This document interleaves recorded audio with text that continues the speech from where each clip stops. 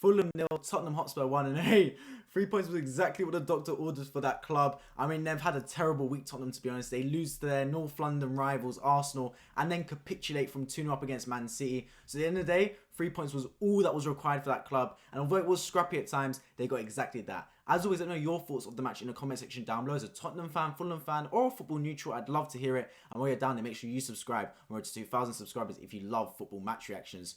So as I said, Tottenham, they played Arsenal. I reviewed it on my channel already, and it was the only North London derby I've seen in my lifetime, especially at White Hart Lane, that was so one-sided. I mean, it was like I was watching night versus day in those two clubs. Arsenal were far superior to Tottenham. That had got to be a kick in the teeth. And then they go to play Man City. I mean, it doesn't get much easier going from first to second in the table. And for the whole first half, they were good. They defended well, and then they got 2 goals on the counter, and at 2-0 up, I really thought they'd go on to get something from that game, and they completely capitulated in that second half. So going another tough game to Fulham away, who've been in form recently and have looked really good for their position, I thought it could be a long day for Tottenham. But they do what they always seem to do this season and be Rollercoaster FC, Fort Park FC, and they come back and win this game 1-0. Wasn't an easy game by any stretch of the imagination, but they dug in well and showed their resilience, and they got the points they need, and they definitely needed it, man. They need some confidence in Antonio Conte's side. He himself has been under a lot of pressure recently due to recent performances, due to his style of play. He seems to be very rigid in this defensive 3-4-3 or 3-5-2 formation. I really don't understand it. I'd love if he tries to open the game up more. He's got enough talent on that pitch, especially someone like Harry Kane, who did score today and equal Jimmy Greaves in terms of top goal scorer for Tottenham. But you've got players like that. Why not play to their strengths and play more attacking? He seems so adamant on his defensive style of football, and it just does not seem to suit Tottenham well whatsoever. These players are so used to playing under Pochettino, who let them express themselves more offensively. But at the end of the day, they got the 3 points now, and for them, I hope they hope to kick on from that, man. They're still in the Champions League, got a date with AC Milan coming up. They still can get this top 4 due to other teams like Chelsea and Liverpool severely underperforming this season. So they just need to focus on the games that are left and try and get as far up this Premier League table as they possibly can. Looking on the flip side to Fulham, well, they showed to me what I thought of them, to be fair, a lot this season. Going into the season, I was worried. I always considered them to be a yo-yo club, a club that just bounces up and down from Championship to Premier League. But they made the great acquisitions this season, man. Bernd Leno, having been at Arsenal, well, I am still an Arsenal fan. Having watching Bernd Leno for Arsenal, I knew he's a top keeper, man. I knew for us to take the next step, we needed a more goalkeeper that was comfortable with his feet. But I had no doubt of Bernd Leno's shot-stopping ability, and he showed it again today and this season. He's solid. Paulinho in midfield, rash at times, but this brother is a good defensive midfielder, and we all know defensive midfield is one of the most important positions on the football pitch. He's made the most tackles in the Premier League this season, and he showed it here today again. Solid in there. Willian, of course, flopped at Arsenal, but he's still a solid player. Mitrovic up front is solid. They've got a lot of the USA boys in there who are good as well. Fulham have looked on an overall solid team, and they play brilliant football. Marco Silva, definitely alongside Arteta and Eddie Howe, has got to be candidates for the best managers this season. And I'll throw Ten Hag into that mix. He's really overachieved the squad he's got. He's got a really pragmatic squad that fit their needs, and they're playing beautiful football, and they're getting good results as well. I think all Fulham fans will be very happy with how they've done this season. And if they get any sort of European football, that would be a bonus. But the fact that even at this position, comfortably not in the relegation fight, will be a really good sign for that football club. And they're hoping they can kick on from that. But talking back about Tottenham Hotspur, because I've got a video coming out tomorrow about Harry Kane potentially deciding to stay at Tottenham past 2024. My thoughts on that. It's another just rocky season for them, man. You can't predict them. I mean, if you're a bettor, it's a bettor's nightmare, Tottenham Hotspur. You don't know what you're going to get. Sometimes you think they're going to do well, they completely flop. Other times you think, oh, Tottenham are on the brink of collapse, and they pull a result out of nowhere.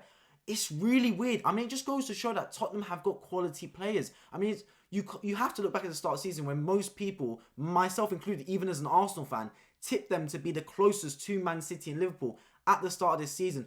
Obviously, it looked that way for the first few games, but since just before the World Cup, they've started to fall off a cliff a little bit. Players starting to get tired of this Antonio Conte rigid system, his fiery attitude, the way he's drilling them too heavy, and there seems to be some kind of backlash going on there.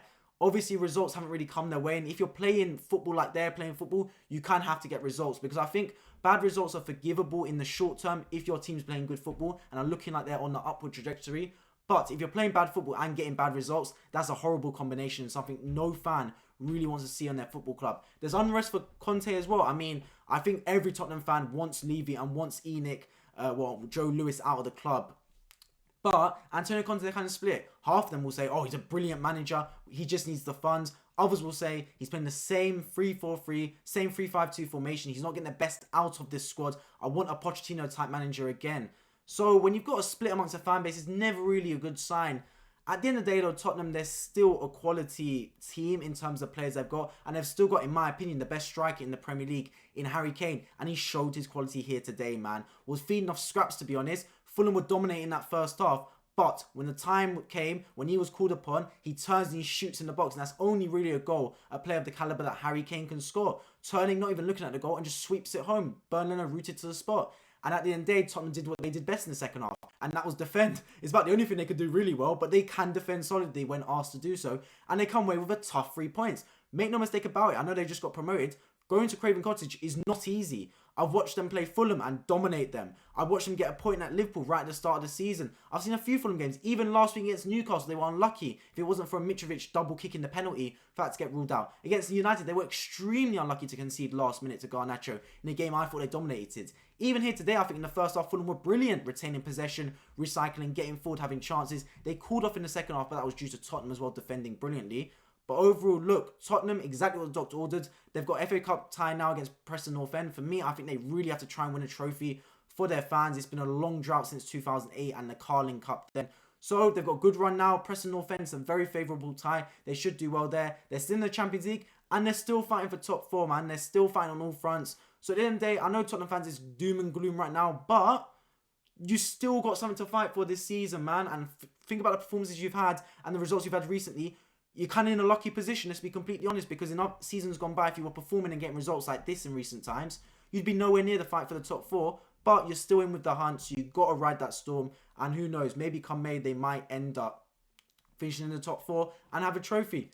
You never know. I doubt it because it's Tottenham, they don't seem to do it a lot, they don't seem to ever get trophies, but you never know, this is football. As always, let me know in the comment section down below your thoughts of the game. As a Tottenham fan, Fulham fan, or football neutral, Tottenham fans, stay tuned, subscribe down below road to 2000. So I've got a video on Harry Kane and his future coming out exactly tomorrow evening. I'll be mindful and hope to see you all in my next video.